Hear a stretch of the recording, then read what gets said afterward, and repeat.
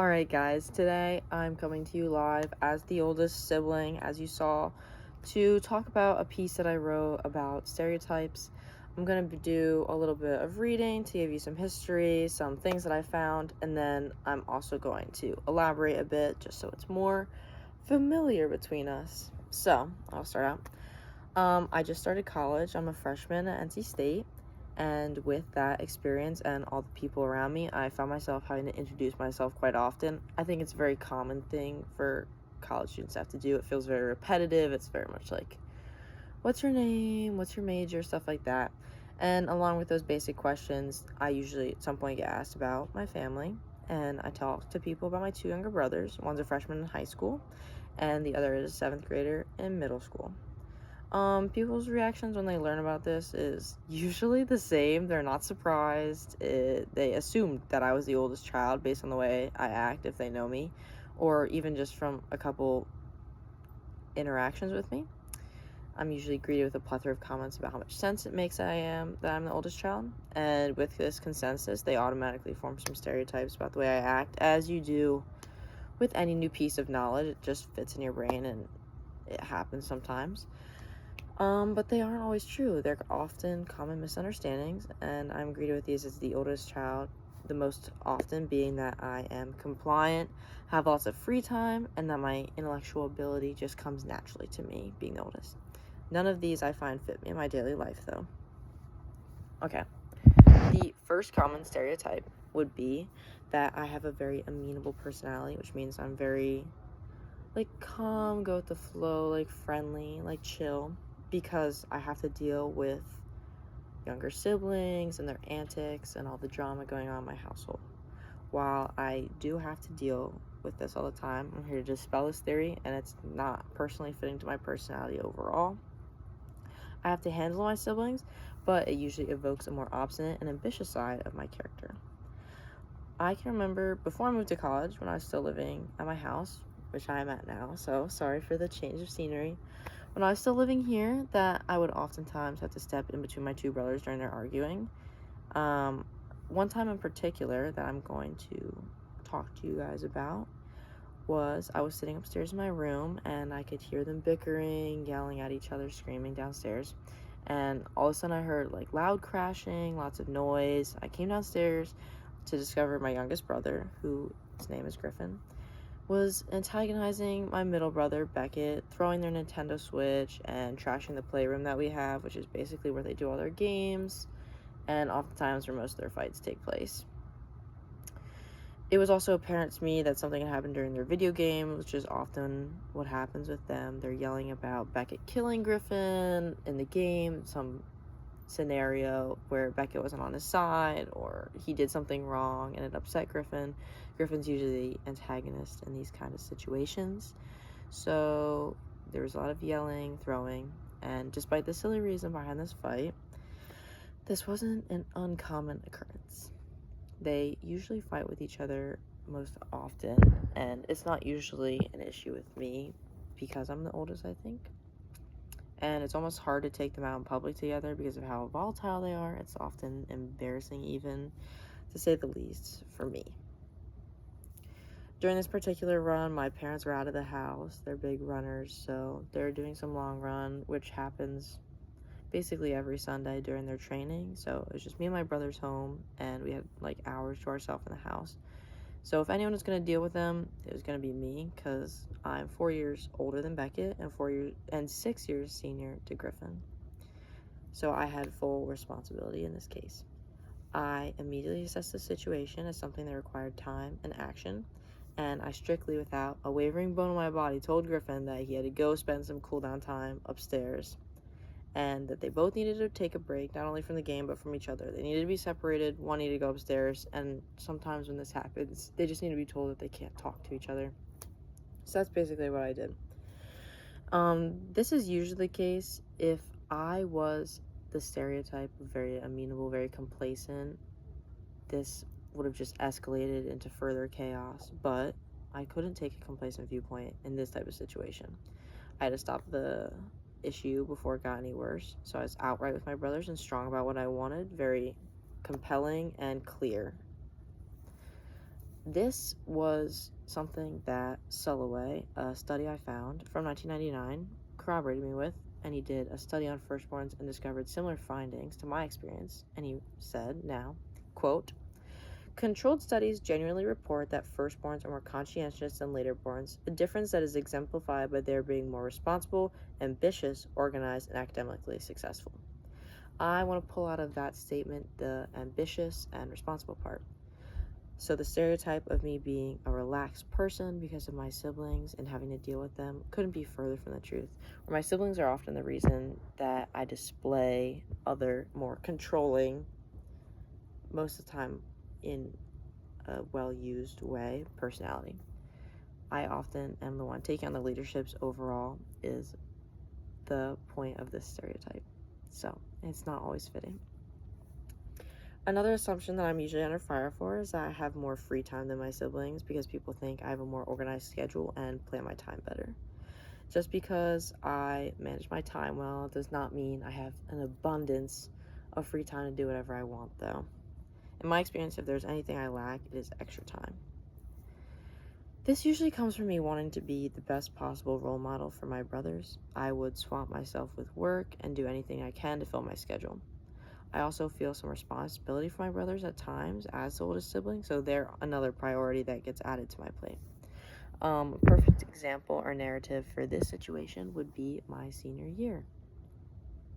During my senior year, I worked constantly to the point that my closest friends would point out how stressed and like how snappy I was with them, and I still feel bad about it. I took 5 APs last year. It was very rough, and while a lot of my friends had like late arrival, early release, or they took more chill classes, I took my hardest year yet, and it was really rough on me. My whole family realized like it was a lot of sleepless nights, to say the least. I was also a soloist at my dance studio, so I'd spend up to 17 hours a week there, and I also worked there teaching the young girls. It was a lot of late nights. We usually got held there till 9:15, and it would take an extra 30 minutes-ish for me to drive home. So I'd get home at around 10 o'clock and have to still study, shower, eat dinner, stuff like that. I also had a job besides working at my dance, so technically I had 2 jobs. My senior year, I was in organizations like the National Honor Society. I was top 10 in my class, which is why I took all those APs, but it was also a hard goal to live up to. And I was an officer in multiple clubs at my school, part of things like our student council and something we called Key Club at my school, which would help with the freshman class. With all of these things, I wanted and did them to show my brothers how capable I was and that I could handle anything. I wanted to look good. I wanted to impress them. They're my little siblings, of course. To my chagrin, despite all this effort, it never wore off on them. I was hoping to be an inspiration, almost like my parents are to me oftentimes. And when it didn't work, I distinctly remember arguing with my mom and dad about it. It wasn't right of me, but it was a frustrating moment as my brothers didn't do much. They didn't do any sports or join any clubs.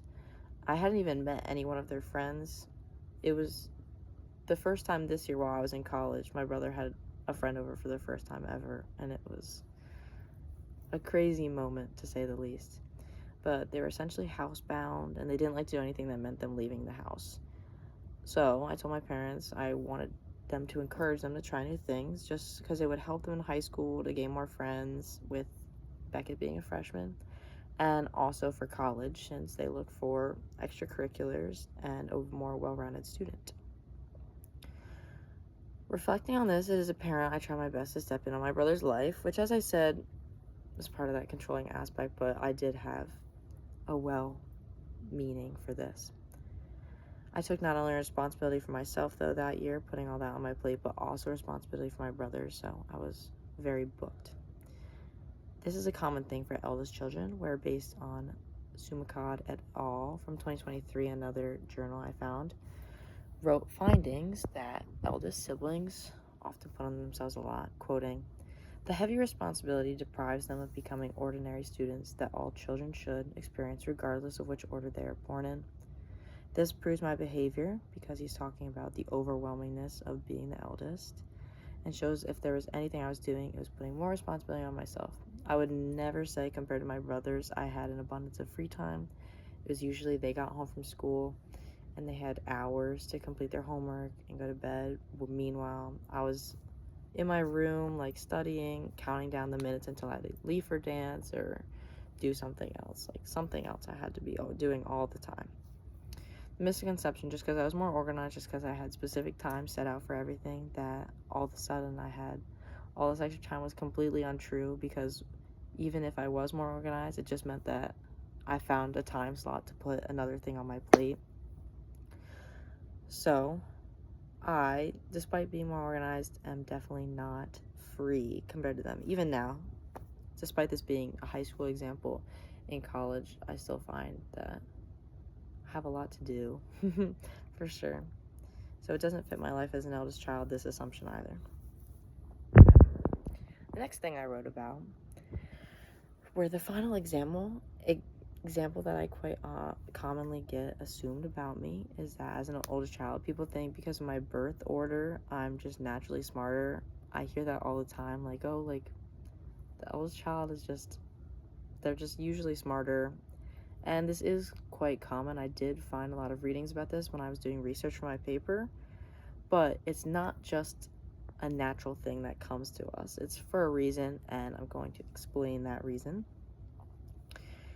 A lot of times people assume that because I got more time with my parents, I'm somehow more academically inclined, even though it wasn't. When I got more time with my parents, usually it's only like 2 years when you're a very young kid, so that is certainly not the difference. It's actually because we are the teachers in our household. When you can take a topic and explain it in enough detail, this is a very common study practice. When you can explain it to someone else in full detail and run through it, and if they have questions, be able to answer and explain it to them, you know it way better than someone that doesn't use these recall study techniques. So you gain knowledge. I often find myself using this as a study practice even now, like asking questions to myself in my head, running through how I would teach it to someone. I've even taught my boyfriend how to do specific topics. So I'm like, you're just going to listen to me, and I'm just going to talk about this, and I'm going to teach you. This is how it is with my siblings. I remember one late night, I got home from dance to find Beck at the kitchen counter with my dad. This is one of those scenarios where my dad, bless his heart, hasn't taken math classes in a very long time, and obviously math changes. They change math all the time. It's a very moving forwards thing. Teachers are teaching new techniques, but I was most familiar with it. Despite being older, I wasn't old enough, apart from him, that I didn't not understand what he was going through. He was crying, which I think is a canon event for a lot of people, over his math homework, and my dad was very frustrated. This was because at my school, when Beckett was in 7th grade, and every 7th grader, it is the first year you get separated into specialty classes. So all through elementary school and 6th grade, you're in the basic math class. So you're with everyone, everyone's learning at the same pace. It usually comes to people more gifted very quickly, which was Beckett. So when he was just put with gifted kids, though, and taught at a faster pace and more tough knowledge than the rest of the 7th grade, it came as a struggle to him. And I recognized that, and I had been through that same exact struggle just a few years earlier when I had taken the class. He had been put in algebra, which was what I was in, and discovered this very quickly. Since my dad hadn't taken algebra, like I said, it fell on me when Beckett was struggling. Me knowing a similar technique to what Beckett was currently learning, I was asked to step in and de-escalate the situation so there was no more crying, and to give my dad a break and to try to teach Beckett to the best of my abilities. I ended up, because of how well it worked out for us, spent plenty of nights trying to work through homework with my brother, or I even ended up helping out him with projects and other stuff that I was like, oh, I've done this before, like I remember doing this when I was in school. Same for Griffin, same exact area where I would see what he was working on, I would understand, I'd be like, I can help you, let me step in. All this goes to show that when an eldest child's younger siblings need some type of help, it often gets placed onto the eldest child since they understand it better than their parents would. So I and most other oldest kids have a lot of experience in teaching topics and practicing schoolwork by deeply explaining it. This technique not only helped me build strength in the topics I was teaching my brothers, but also gave me a great and effective study tool for every other area of my life. This is an advantage my younger brothers didn't have, because why would the task of teaching someone school fall to the youngest sibling? So if Beckett was having help, you would never ask Griffin, or my parents would never ask Griffin to explain to Beckett. It's, even if he knew it better, which he most likely wouldn't because he'd be in a younger level, would be demoralizing to Beckett. It makes most sense to, if either of them have a question, ask someone that's done it very recently but also way more advanced, so they have both the knowledge and further background knowledge than Griffin might have in elementary school. A study conducted by Zajonc and Marcus in 1975 found a finding that corroborated this and said, quote, "If a child does not know how to solve a particular problem, he is not likely to ask the youngest. If he is missing a word, it is not the youngest who will supply it. If there is an ambiguity about the rules of a game or a pattern of play, it will not be resolved by the youngest. In short, the last born is not a teacher." This is saying exactly what I'm saying, where you would never ask Griffin, the last born, to explain something to the group, and the learning would be done by the youngest siblings and the teaching done by the eldest siblings, me. Therefore, I learn it better and have more knowledge about the topic by teaching it to someone, which, like I said, is a great way to study, and it helped me a lot as I got older and what my brother's doing is more and more complicated. Therefore, the eldest child comes into the most intellectual ability, not naturally, but out of necessity of the family, and not magically, of course. So the stereotype of the oldest child just being smarter by gift doesn't hold up, and some studies disprove this, showing that the real reason is because the oldest has the most experience, and when they share it, they grow even more as a person. Overall, I, as the oldest child, have found it has a lot of strengths and weaknesses when it comes to the truth about our lives. We oftentimes are the most controlling or leading of the family, certainly overworked, but we are also very intellectually strong, but due to hard work on our end.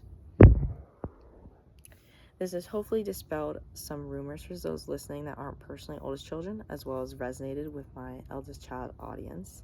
And I just wanted to clear up some things about stereotypes in this particular segment in case no one watches the conclusion of our podcast where we talk about it more. But stereotypes, what you should take home from this message is that they can be harmful to someone's viewpoint of another. So not only should you not generalize when it comes to something like an eldest child, you shouldn't generalize in life, because oftentimes if I can find stereotypes to dispel about being an eldest child, which is a very small thing and not something that would often have harmful stereotypes, like these don't greatly impact my life in any way. People learn as they meet me. But some certain groups can have bad, nasty stereotypes. So in general, not only should you not stereotype me, but you should never stereotype anyone at all, or try your best not to. Learn from the person, be unbiased as possible. It is never a one-size-fits-all situation. It's important to remember we should always form our own opinions about another person. Thank you guys for watching. I hope you enjoyed my writing, and keep that in mind, and stay tuned for everyone else's videos about their experience.